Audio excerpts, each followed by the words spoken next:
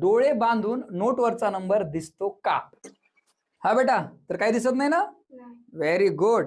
बघ आता मी तुला एक नोट देतो, त्या नोटवरचा नंबर मला तू वाचून दाखव. हा, घे हातामध्ये. 3 व्हेरी गुड.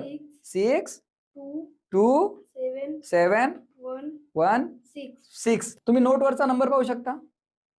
बघा बरोबर वाचलेला आहे. तर पहा हे नेमकं घडलं कसं? कसं घडलं बेटा सांग बरं? कुठून दिसतं तुला?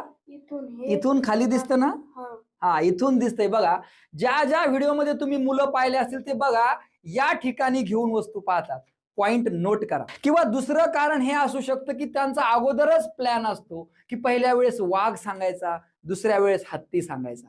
ही गोष्ट पण लक्षात घ्या. आता मी एक चॅलेंज करतो, तुम्हाला कोणत्याही मुलाचे डोळे बांधून या अँगलनं वस्तू ओळखून दाखवायच्या.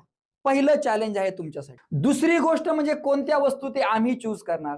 काही जण तर म्हणतात भिंतीच्या पलीकडचं पण दिसतं आणि पुस्तकातल्या पेज नंबरवर कोणती आकृती आहे हे पण दावे केले जातात.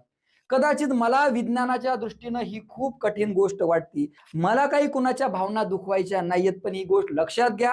ह्या 2 गोष्टी ज्या मी सांगितलेल्या आहेत त्याला चॅलेंज मी करत आहे.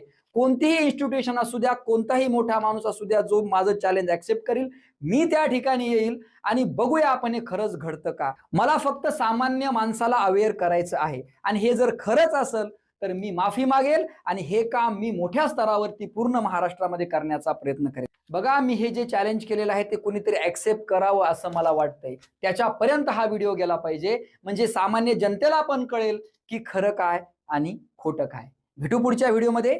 जय हिंद, जय महाराष्ट्र.